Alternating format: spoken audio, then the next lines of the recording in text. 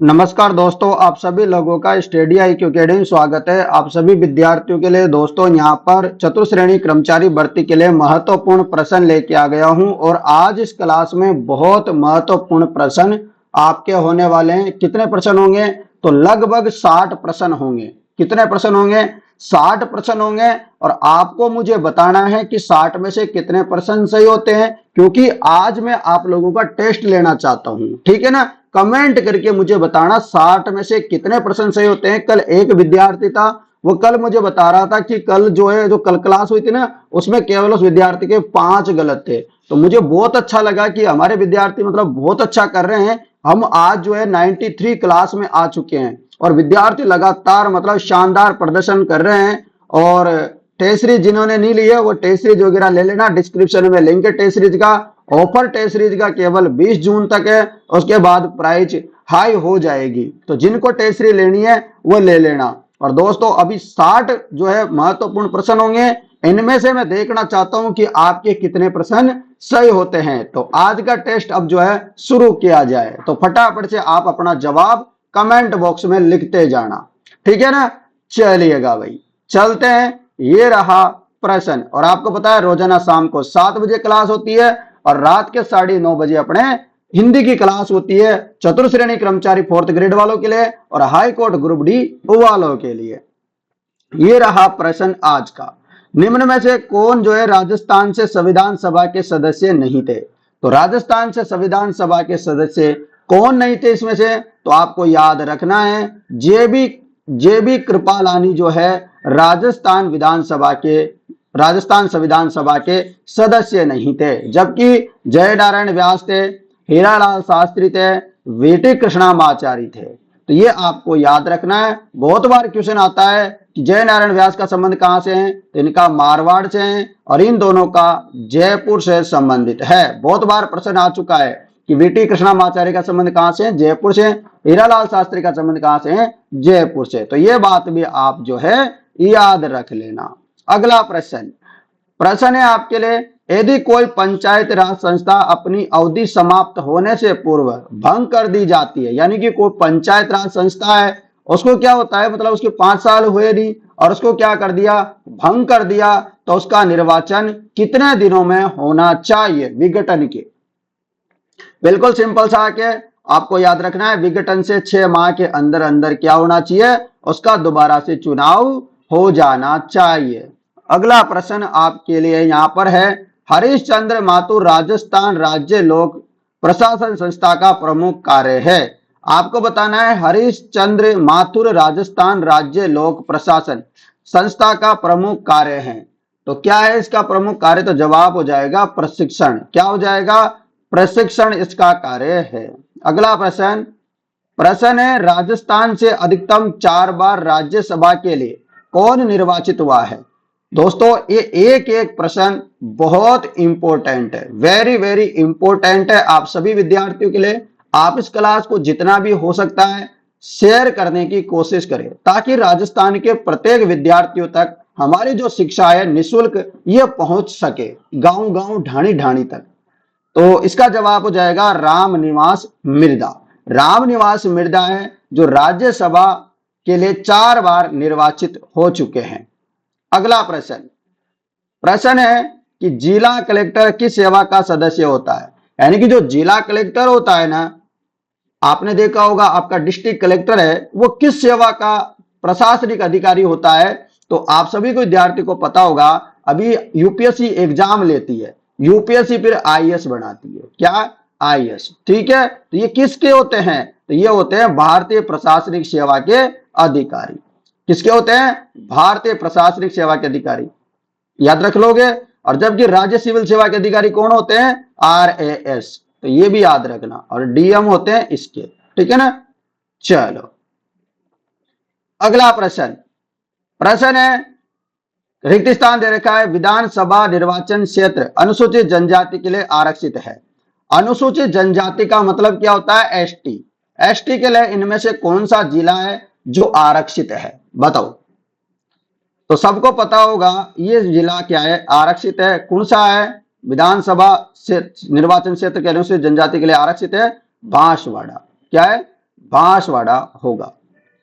अगला प्रश्न आपके लिए ये रहा दोस्तों। अगला प्रश्न है डूंगरपुर स्थित नौलखा बावड़ी किसने बनवाई थी?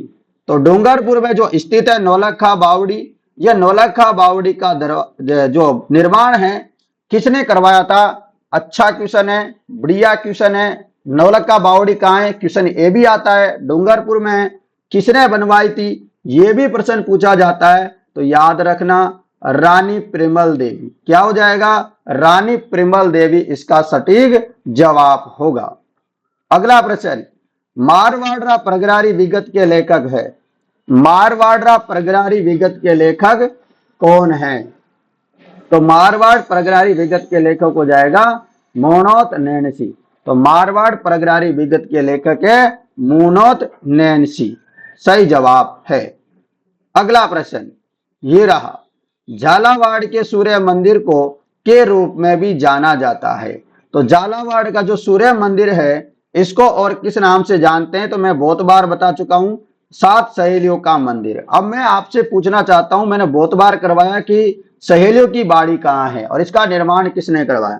तो जो सहेलियों की बाड़ी है ये अपने उदयपुर में है। कहां पे? उदयपुर में। जो संग्राम सिंह थे दोस्तों उन्होंने इसका निर्माण करवाए थे। महाराणा जो सांगा थे वो जो जाना माने पहचाने व्यक्तित्व है वो उन्होंने नहीं, एक और संग्राम सिंह हुए हैं उदयपुर में, उनके द्वारा उदयपुर में सहेलियों की बाड़ी का निर्माण करवाया। साथ में एक और सहेलियों से संबंधित है सहेलियों का बाजार। तो सहेलियों का बाजार अपने अजमेर में पड़ता है, ये भी याद रख लेना। चलो अगला प्रश्न है उनियारा चित्रकला शैली चित्रकला की किन शैलियों का मिश्रण है? तो उनियारा जो चित्रकला शैली है वो चित्रकला की किन शैलियों का मिश्रण है? तो ये दोस्तों उनियारा जो चित्रकला शैली है ना जो टोंक जिले में पड़ती है, ये किस किस का मिश्रण है? तो ये जयपुर का और बूंदी शैली का मिश्रण है। अगला प्रश्न है भीम की डूंगरी, बीजे की डूंगरी की पहाड़ी राजस्थान की सभ्यता से संबंधित है। यदि दोस्तों आपने हमारी जो 147 जो क्वेश्चन वाली जो क्लास है सभ्यता वाली वो ले ली होगी तो ऐसे प्रश्न तो आप क्या कर सकते हो, चुटकियों में सॉल्यूशन कर सकते हो और आने वाली तमाम जितनी भी भर्ती परीक्षाएं है उस वीडियो से बाहर नहीं जाएगी। तो आप उस क्लास को जरूर ले लेना, मेरे कहने पर कम से कम, ज्यादा नहीं तो मेरे कहने से तो आप अपनी सी बात मान लेना। तो आपका जवाब हो जाएगा बेराट सभ्यता। क्या होगा? बेराट सभ्यता। अगला प्रश्न है जोधपुर का स्थान जो क्षत्रियों और प्राचीन राजाओं के उद्यानों के लिए प्रसिद्ध है। तो आपको बताना है जोधपुर का वह स्थान जो क्षत्रियों और प्राचीन राजाओं के उद्यानों के लिए प्रसिद्ध है। तो जवाब हो जाएगा मंडोर। क्या होगा? मंडोर सही जवाब हो जाएगा। अगला प्रश्न निम्नलिखित में से कौन है जो दादू दयाल जी के शिष्य नहीं थे? तो आपको पता होगा दादू दयाल जी के शिष्य इनमें से कौन नहीं है। आपको पता है सुंदर दास जी थे, गरीबदास जी थे, रज्जब जी थे, लाल दास जी जो है इनके शिष्य नहीं थे। दादू दयाल जी के समकालीन जरूर थे, लाल दास जी और दादू दयाल जी ये आपस में समकालीन थे। और राजा कौन था मुगल सम्राट इनके समय में? तो वो भी याद रख लेना अकबर था। कौन था? अकबर था। ये भी बहुत बार क्वेश्चन आ जाता है। और आपको याद रखना है रज्जब जी दोस्तों सांगानेर से हैं। कहां से? सांगानेर से इनका संबंध है, सांगानेर जयपुर से। और ये आजीवन दूल्हे के बेस में रहे थे रज्जब जी। ये भी बहुत बार क्वेश्चन आ रखा है। तो ये आप जो है कुछ चीजें जो मैं बता रहा हूं बहुत इंपॉर्टेंट है, आप इनको अच्छे से कर लोगे तो आपका कोई भी नंबर नहीं कटेगा। अगला प्रश्न निम्नलिखित में से मिलान कीजिए, यहां दे रखा है महल, यहां दे रखा है स्थान, आप बताओ मुझे फटाफट। एक थंबिया महल कहाँ है, सुनहरी कोठी कहाँ है? तो आप देखो और कुछ आता नहीं आता हो, आप सभी मेरे प्यारे प्यारे दोस्तों को एक चीज तो आती होगी कि जो सुनहरी कोठी है ना ये टोंक में है। अब देखो इतना ढूंढो कि बी में दूसरा कौन कौन से ऑप्शन में है। तो देखो बी में दूसरा यहाँ है, यहाँ है, इसके अलावा ये दोनों तो है ही नहीं, फिर तो इनको छोड़ दो।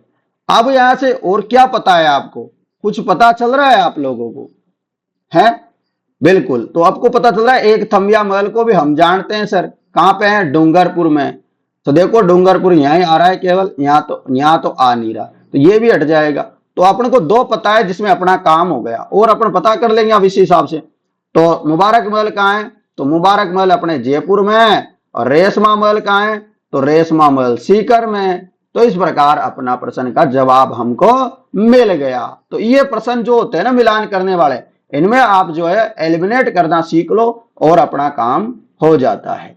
अगला प्रश्न, प्रश्न है गलत युग्म को पहचानना है। गलत युग्म पहचानो आप सभी विद्यार्थी, इसमें बताओ पढ़िए फटाफट। देखो आपको पता है विजय दान देता की ऐसी कोई भी जो है बुक वगैरह कुछ भी रचना नहीं है आशागर नाम से, तो आप इनको आराम से बस और देखने की जरूरत ही नहीं थी। विजय दान देता के बारे में पता है कि आशागर नाम की कोई इन्होंने बुक वगैरह लिखी नहीं है, कोई रचना है नहीं इनकी, तो सीधा ऐसे कर सकते थे।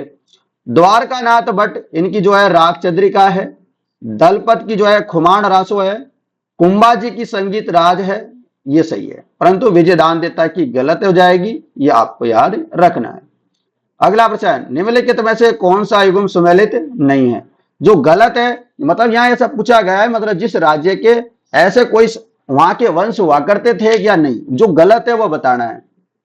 राजा दे रखा है, उसके पीछे उनका वंश दे रखा है, मतलब वो किस वंश से थे। तो आपको पता है राणा सांगा, सही बात है क्या, बिल्कुल सही। तो राणा सांगा गुहिल थे, मेवाड़ में गुहिलों का राज चला था।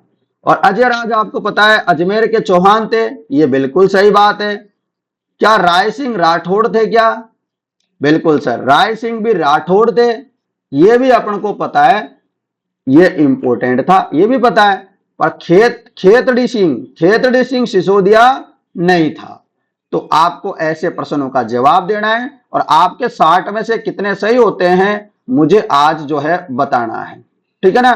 60 में से कितने प्रश्न सही होते हैं मैं आज जानना चाहता हूं, आपके इस टेस्ट में कितने प्रश्न सही होते हैं, ठीक है। चलो अगला प्रश्न, पंसारी की हवेली कहां स्थित है। पंसारी की जो हवेली है वो कहां है, तो पंसारी की जो हवेली है ना वो श्री माधोपुर में, सवाई माधोपुर में नहीं है। पंसारी की हवेली श्री माधोपुर में। आप अच्छे से ध्यान रखना, सवाई माधोपुर गलती से दिख जाए तो सवाई माधोपुर मत करना, श्री माधोपुर होगा। अगला मैच द फॉलोइंग वाला प्रश्न है, इसको भी ऐसे ही करेंगे, जो हमको पता है उसको पहले देख लेंगे। तो देखो इसमें कौन सा है अपन को जो पता हो सकता है। आप सबको पता होगा, कुछ ना पता हो आपको तो क्या पता हो सकता है आपको, आपको क्या पता है। आपको रॉक फॉस्फेट के बारे में पता है, तो रॉक फॉस्फेट कहां मिलता है अपन को पता है सर, झामर कोटड़ा में मिलता है। तो ढूंढो भाई साहब, डी का फर्स्ट किस में दिख रहा है, तो डी का फर्स्ट यहां है नहीं, मतलब ये भी नहीं होगा, इसमें भी नहीं है, ये भी नहीं होगा, इसमें भी नहीं है, ये भी नहीं होगा। अरे यहां ही है, बस प्रश्न का जवाब मिल गया एक पता होने से। क्या बात है, मजा आ गया ना।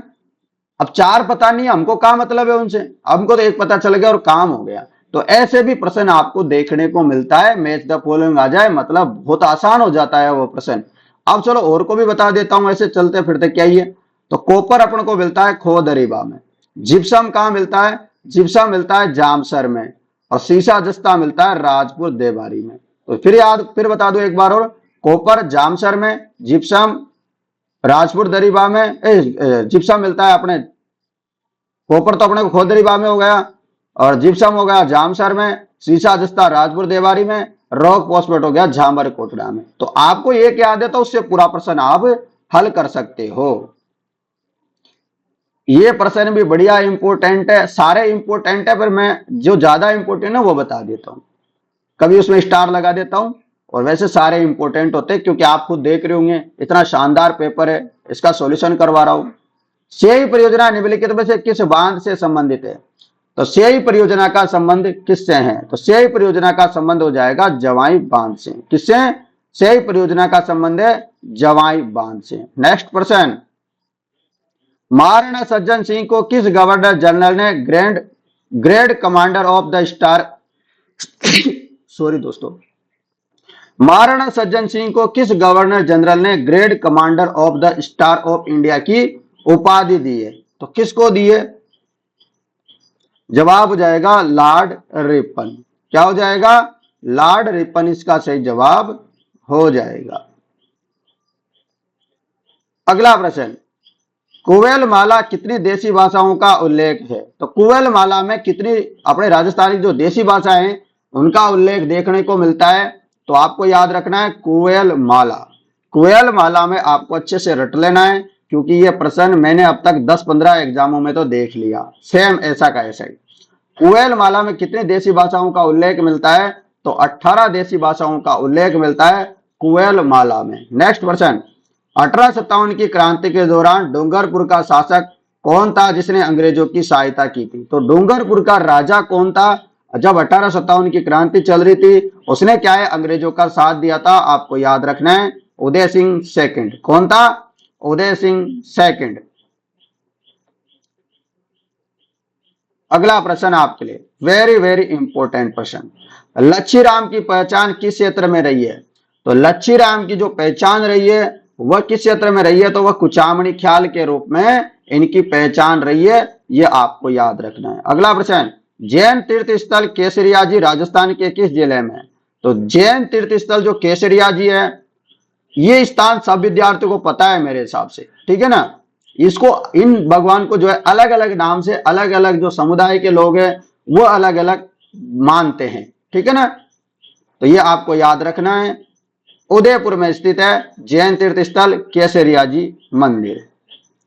अगला प्रश्न है, राजस्थान में प्रत्यार वंश के संस्थापक हरिश्चंद्र की राजधानी कौन सी थी?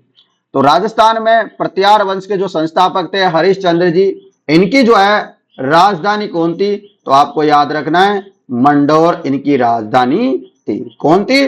मंडोर थी। अगला प्रश्न, अलवर क्षेत्र की लोक देवी के रूप में किसे मान्यता प्राप्त है? तो अलवर क्षेत्र की लोक देवी कौन सी है? तो अलवर क्षेत्र की लोक देवी है जिलानी माता। कौन सी माता है? जिलानी माता है अलवर क्षेत्र की लोक देवी, ये आपको याद रखना है।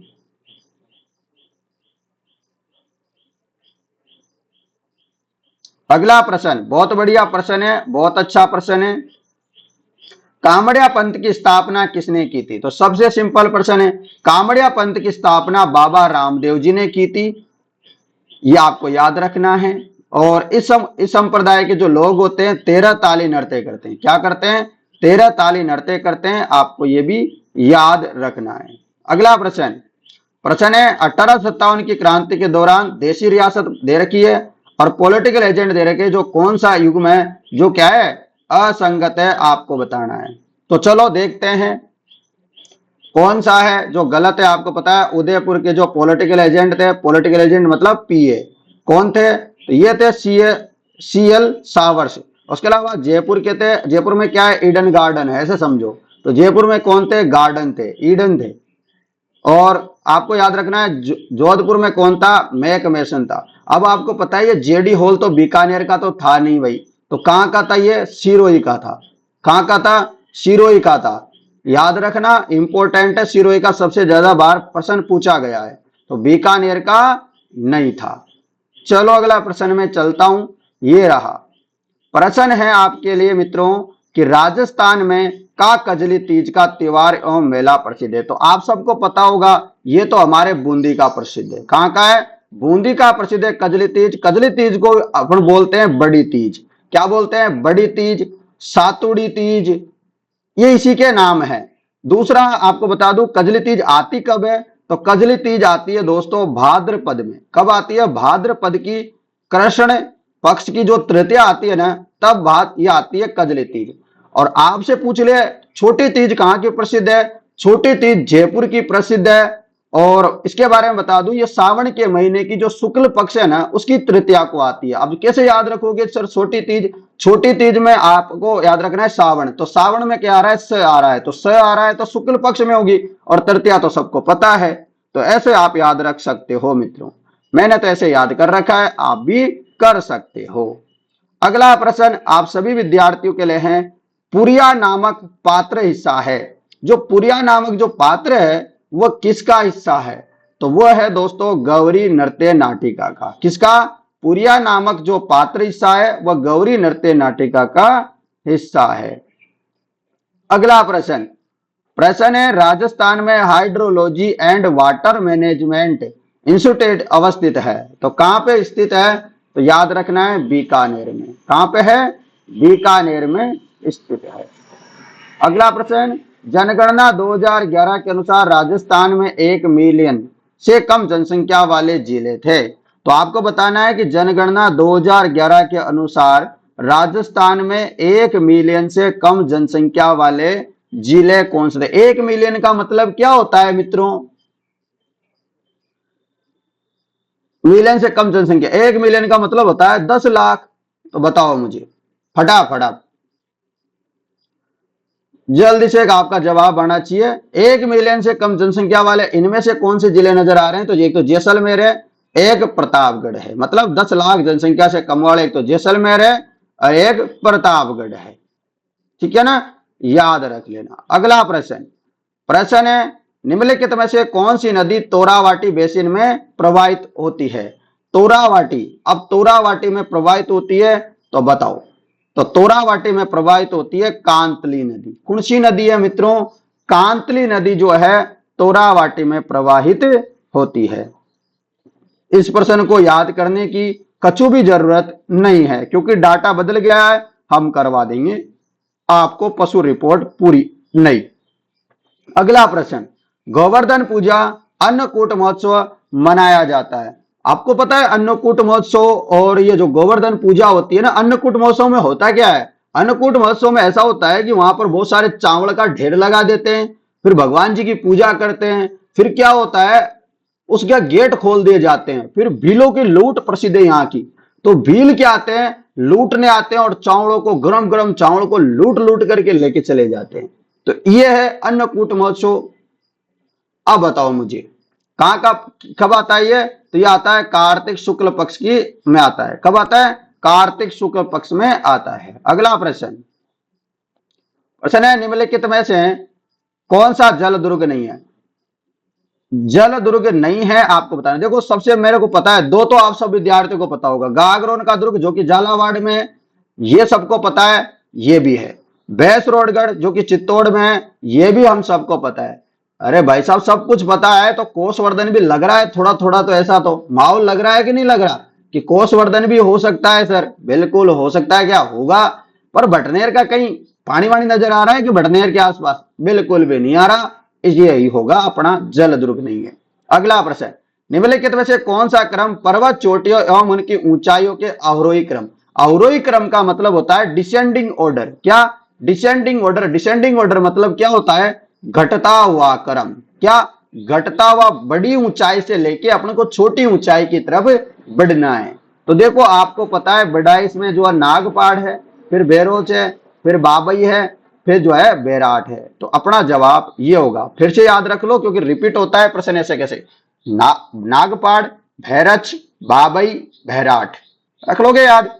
चलो दोस्तों ये एक एक प्रश्न बहुत इंपॉर्टेंट है। बस थोड़े से प्रश्न और है, आप इनको अच्छे से लगा लो और आपका यहाँ पर टेस्ट में कितने नंबर आते हैं मुझे बताना। प्रश्न है, निम्नलिखित में से कौन सा कथन गलत है? कौन सा कथन है जो गलत है? आपको पता है पश्चिमी रेतीला मैदान 33 महासागर का क्या था? अवशेष था। बिल्कुल। अरावली सबसे पुरानी श्रृंखला है। बिल्कुल सही बात है। जो दक्षिण पूर्वी पठार गोंडवाना भूमि का क्या था? जो दक्षिण पूर्व हाड़ौती का जो पठार है वो गोंडवाना भूमि का विस्तार है। आगे बात करूं जो कि सिंधु नदी द्वारा उत्तर पश्चिमी मैदान का निर्माण किया गया, गलत बात है, बिल्कुल भी नहीं किया गया सिंधु नदी के द्वारा। अगला प्रश्न आपके लिए प्रश्न है, डांग क्षेत्र विकास कार्यक्रम के बारे में कौन सा गलत है? किसके बारे में? डांग क्षेत्र विकास कार्यक्रम के बारे में आपको बताना है इसका जवाब। चलो बताओ फटाफट, सभी विद्यार्थी इसका जवाब देंगे। तो आपको बताया इसकी शुरुआत जो है क्या दे रखा है, ये गलत है और ये भी गलत है। ये 100% केंद्र द्वारा वित्त पोषित क्या है? कार्यक्रम है। केवल जो थर्ड दे रखा है इसमें वह आपका क्या होगा? सही होगा मित्रों। तो दोस्तों आप लोगों को क्लास कैसी लग रही है आप जो है मुझे कमेंट करके बता दो, ठीक है ना। चलो अगले प्रश्न में चलते हैं। ये रहा प्रश्न, निम्नलिखित जिलों का कौन सा युग्म जो है कत्था? कत्था जो है बबूल का जो कत्ता होता है उसका प्रमुख उत्पादन होता है। एक बात और याद रखना, जो कत्ता जो निर्माण करने वाली जो जाति है वो कौन सी है? वो है खतोड़ी। खतोड़ी जनजाति है और ये उत्पादन कहां पे होता है? तो ये होता है उदयपुर और चित्तौड़ में। अगला प्रश्न, निम्नलिखित में से किस जिले में वन का क्षेत्रफल सबसे अधिक है? तो ये तो हर बच्चे को पता होगा यार, वन वन तो कहाँ दिखते हैं अपन को, हरियाली वरियाली तो कहाँ दिखती है, उदयपुर में दिखती है, तो उदयपुर ही होगा। नई रिपोर्ट हो, पुरानी हो, कितनी भी पुरानी हो, ठीक है ना। अगला प्रश्न, निम्नलिखित में से कौन सा काला हिरण अभ्यारण्य है? तो काला हिरण अभ्यारण्य जो है वह कौन सा है? तो काला हिरण अभ्यारण्य हो जाएगा मित्रों आपका ताल छापर, और ताल छापर अभ्यारण्य कहां पे है? चूरू में है। कहां पे है? चूरू में है, याद रखना। अगला प्रश्न, नदियों की लंबाई के संबंध में कौन सा तथ्य गलत है? यानी कि इनमें से कौन सी लंबाई जो दे रखी है वह गलत है कोई सी भी नदी की, बताओ। देखो यार, आप सबको पता होगा कि चंबल तो 1050 किलोमीटर की है लगभग, बिल्कुल सही बात है। सर लूणी भी हमने सुना था 495 किलोमीटर की है, सही बात है। और बनास का तो हर बच्चे को पता है कि 512 किलोमीटर की है। परंतु जो माही दे रखी है ना, ये गलत दे रखी है। जो माही नदी दे रखी है ये गलत दे रखी थी, और अपन ने गलती तो क्या करना था, पतो करना था, और होगो पतो। अगला प्रश्न, गोमती सागर पशु मेले का आयोजन निम्नलिखित में से किस स्थान पर होता है? तो गोमती सागर जो पशु मेला लगता है वो लगता है झालरा पाटन झालावाड़ में। कहां लगता है? झालरा पाटन झालावाड़ में गोमती सागर पशु मेले का आयोजन होता है। अगला प्रश्न है, द्वितीय शाखा जो दूसरा शाखा है के समय चित्तौड़ पर किसने आक्रमण किया था? आपको बताना है कि देखो, आपको याद रखना है, पहला शाखा तो आप पता है किसके आक्रमण से हुआ था? अलाउद्दीन खिलजी ने, एके ने जो है आक्रमण किया था। दूसरे में आक्रमण किसने किया था? तो दूसरे के समय जो है बहादुर शाह ने किया था। यदि आपसे पूछ ले तीसरे आक्रमण के समय कौन था आक्रमणकारी, तो वो था अकबर। तो ये तीनों के बारे में आपको याद रखना है। पहले में अलाउद्दीन खिलजी था, दूसरे में बहादुर शाह था, और तीसरे में अकबर था, ठीक है ना। तो ये याद रख लेना, वेरी इंपॉर्टेंट है। अगला प्रश्न, निम्न में से किस नृत्य में किसी भी वाद्य यंत्र का प्रयोग नहीं किया जाता? तो दोस्तों, गरासिया जनजाति में एक ऐसा नृत्य होता है जिसमें कोई भी वाद्य यंत्र का प्रयोग नहीं करे, एकदम शांति से डांसिंग करे। अब वो कौन सा नृत्य है? तो जवाब हो जाएगा वालर नृत्य। कौन सा नृत्य है? वालर नृत्य। इसमें किसी भी प्रकार के वाद्य यंत्र का प्रयोग नहीं किया जाता। अगला प्रश्न, हाकिम खां सूरी किसकी सेना का प्रमुख सेनापति था? बताओ फटाफट से, जल्दी से राजकुमार जवाब दे। तो क्या हो जाएगा इसका जवाब? जवाब हो जाएगा महाराणा प्रताप का जो है सेनापति था, प्रमुख सेनापति था हाकिम खां सूरी। ये एक ही मुस्लिम सेना नायक था दोस्तों, जो कि हिंदुओं की तरफ से लड़ रहा था, ये आपको याद रखना है। चलिएगा, और इन्हीं की सेना में राणा पुंजा भी थे दोस्तों। अगला प्रश्न, चंपानेर की संधि 1456 में किन राज्यों के बीच हुई थी? तो चंपानेर की संधि कहां हुई थी? तो चंपानेर की जो संधि हुई थी वो मालवा और गुजरात के मध्य हुई थी। किस किस के मध्य? मालवा और गुजरात के मध्य हुई थी चंपानेर की संधि। बहुत बार क्वेश्चन ऐसे भी आता है कि चंपानेर की संधि हुई कब थी? तो चंपानेर की संधि हुई थी 1456 के मायने। अगला प्रश्न, प्रश्न है, रूपहाली और सुनहरी स्वर्णिम छपाई राजस्थान के किस जिलों की प्रसिद्ध है? तो कौन सा जिलों की प्रसिद्ध है भाई? तो आपको याद रखना है, किशनगढ़ हो गया, चित्तौड़ हो गया, कोटा हो गया, इनकी प्रसिद्ध है। नवल संप्रदाय की प्रमुख पीठ कहां है? नवल संप्रदाय की जो प्रमुख पीठ है वह हो जाएगी जोधपुर में। कौन है? जोधपुर में स्थित है। अगला प्रश्न, टड्डा नामक जो आभूषण है वह कहां पे पहना जाता है? तो टड्डा नामक जो आभूषण है वह बाजू में पहना जाता है। कौन पहना जाता है? बाजू में पहना जाता है टड्डा नामक आभूषण। अगला प्रश्न, राजस्थान को कितने कृषि जलवायु प्रदेशों में बांटा गया है? तो मैं बहुत बार करवा चुका हूं, 10 कृषि जलवायु खंडों में राजस्थान को विभाजित किया गया है। कल भी करवाया था मैंने यह प्रश्न। तो अगला प्रश्न, राजस्थान में कौन सा ऊर्जा का जो परंपरागत स्रोत नहीं है?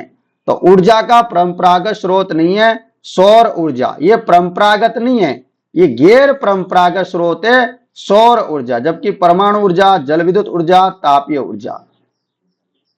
क्या है, ये परंपरागत स्रोत है। दोस्तों कमेंट करके बताना मुझे कि आपके 60 में से कितने प्रश्न सही होते हैं, सभी के सभी विद्यार्थी, ठीक है ना। अभी बस थोड़े से प्रश्न हो रहे हैं जिसमें मुझे कमेंट करके बता देना। अगला प्रश्न यहां दे रखा है आपको कि गौवंश की नस्ल है और राजस्थान में किस क्षेत्र में मिलती है जो सुमेलित नहीं है, वह आपको बताना है। थार पार का सब विद्यार्थियों को पता है पश्चिमी राजस्थान में, इसको तो कोई गलत कर ही नहीं सकता, सही बात है। और गिर आपको पता है अपने जो मध्यवर्ती राजस्थान है उस और दक्षिण पूर्व में मिलता है। राठी आपको पता है उत्तर पश्चिम में मिलती है, परंतु जो कांकरेज है यह दक्षिण पूर्व में तो बिल्कुल भी नहीं मिलती है। अगला प्रश्न, उत्तर दक्षिण गलियारा राजस्थान के किस जिले से होकर गुजरता है। उत्तर दक्षिण गलियारा, तो उत्तर दक्षिण गलियारा राजस्थान के एकमात्र जिले से होकर गुजरता है, वह धौलपुर हो जाएगा। अगला प्रश्न, निम्नलिखित में से किस जिले का क्षेत्र भौमट कहलाता है। तो भौमट हम किस जिले के क्षेत्र को बोलते हैं, तो भौमट हम जो दक्षिण राजस्थान के कुछ जिले हैं उनके क्षेत्र को बोलते हैं, जैसे डूंगरपुर, उदयपुर, सिरोही। डूंगरपुर, उदयपुर और सिरोही का जो क्षेत्र है उसको भौमट भी कहते हैं हम। अगला प्रश्न, राजस्थान राज्य पर्यावरण नीति प्रथम बार किस वर्ष घोषित की गई थी। तो राजस्थान में जो पर्यावरण नीति है ये बहुत ही इंपॉर्टेंट प्रश्न है। वैसे सारे के सारे जो मैंने 60 प्रश्न करवाए ये वेरी इंपॉर्टेंट है, मैंने आपको इंपॉर्टेंट ही प्रश्न करवाए, ये टेस्ट बहुत इंपॉर्टेंट है। तो राजस्थान राज्य पर्यावरण नीति प्रथम बार किस वर्ष घोषित की गई थी, तो आपको याद रखना है 2010 में घोषित की थी पहली बार पर्यावरण वन नीति। अगला प्रश्न, प्रश्न है कि कोपेन के जलवायु वर्गीकरण के अनुसार राजस्थान में CWG पाई जाती है। मैं बता दूं आपको CWG अपने मध्य राजस्थान में पाया जाता है लगभग लगभग। तो अब मध्य राजस्थान को हम बोलते क्या है, तो आपको याद रखना है दक्षिण पूर्वी प्रदेश। क्या, दक्षिण पूर्वी प्रदेश अपना सही जवाब होगा इस प्रश्न का। अगला प्रश्न, प्रश्न है कि निम्नलिखित में से कौन सा एक तरफ दे रखी है नदी, एक तरफ दे रखा है उसका उत्पत्ति स्थान, जो गलत है वह अपन को बताना है। तो आपको पता है, कुछ पता हो नहीं पता, आपको पता है कि बनास नदी का जो उद्गम होता है वह खमनोर की पहाड़ियां राजसमंद से होता है, ठीक है। आपको पता होगा जो सागी नदी का जो उद्गम होता है वह जसवंतपुरा की पहाड़ियों से हुआ था। आपको पता है अभी NTPC का एग्जाम चल रहा है ना केंद्र लेवल पे। अब उस पेपर में क्या क्वेश्चन आया था कि लूणी नदी का उद्गम कहां से होता है, ऐसा क्वेश्चन आया था, रियल बता रहा हूं आपको, ठीक है। सबको पता है कि अजमेर से होता है, बिल्कुल, तो यही प्रश्न आया था। अब सोचो आप NTPC के बड़े बड़े एग्जामों में भी प्रश्न ऐसे छोटो मोटो क्वेश्चन आ रहे हैं, और क्वेश्चन वैसे हार्ड आ रहे हैं NTPC में, ऐसा नहीं बोल रहा मैं कि सिंपल आ रहे हैं सब, ऐसा नहीं है। परंतु जो राजस्थान जीके के एक दो क्वेश्चन आ रहे हैं ना, वो इतने आसान आ रहे हैं ना। आपने यदि मेरी चतुर्थ श्रेणी कर्मचारी की क्लास ले रखी है, आप किसी भी पेपर में बैठ जाना, पेपर फोड़ के आओगे। आप इस पेपर से राजस्थान पुलिस कांस्टेबल में बैठ जाना, पटवारी में बैठ जाना, वीडियो में बैठ जाना, CET का पेपर दे लेना, राजस्थान का कोई भी एग्जाम हो वो पेपर दे लेना, चतुर्थ श्रेणी की क्लासें देख लेना, 100 क्लासें, मैं बता रहा हूं एक भी प्रश्न बाहर चले जाए तो आके बता देना। तो दोस्तों जाखम जो नदी है ये कहां से निकलती है, छोटी सादड़ी से निकलती है, और सोम नदी जो है ये गलत दे रखा है, ठीक है ना। दाती मारवाड़ी की एक उपबोली है, राजस्थान के किस क्षेत्र में बोली जाती है।